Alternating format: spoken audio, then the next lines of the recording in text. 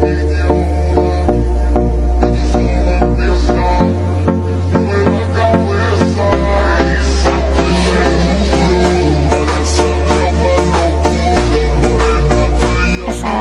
warahmatullahi wabarakatuh. Welcome to my channel Dela Sri Devi. Baiklah, kali ini saya akan membahas tentang apresiasi prosa fiksi. Apa itu apresiasi prosa fiksi? Apresiasi prosa fiksi adalah karya sastra yang berbentuk novel dan cerpen.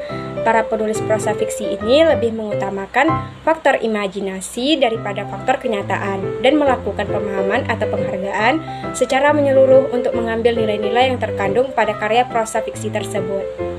Pembagian jenis prosa fiksi ada dua, yakni prosa fiksi dan prosa non-fiksi. Yang pertama yaitu apa prosa fiksi? Prosa fiksi adalah sebuah cerita yang lebih dominan pada cerita khayalan atau imajinasi, hanya sedikit dari beberapa peristiwa nyata. Adapun ciri-ciri prosa fiksi yaitu dibagi pada beberapa peristiwa, orality, literasi, dan penulisannya secara anonim.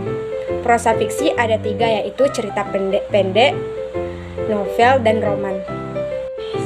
Berikut ada prosa non-fiksi. Prosa non-fiksi yaitu prosa yang menceritakan langsung peristiwa sebenarnya tanpa dikurangi atau ditambah. Contohnya yaitu biografi, jurnal, artikel, dan sebagainya.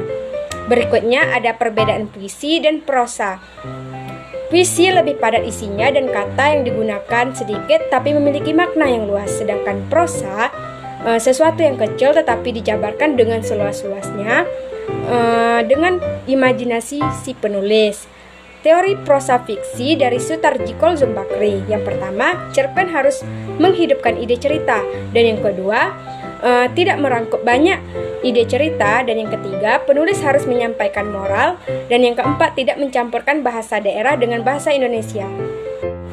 Selanjutnya kita akan membedah sebuah cerpen, yakni Robohnya Surau Kami karya A.A. Nafis. Cerpen ini menceritakan tentang kematian tragis si kakek-kakek bunuh diri setelah mendengar cerita Ajo Sidi yang terkenal sering membual atau yang sukar bercerita. Dalam cerita bualannya, Ajo Sidi ini menceritakan dialog antara Tuhan dengan Haji Saleh. Dikisahkan, Haji Saleh adalah seorang yang taat beribadah saat di dunia, sama seperti si kakek tersebut. Saat di hari keputusan, Haji Saleh malah dimasukkan ke neraka.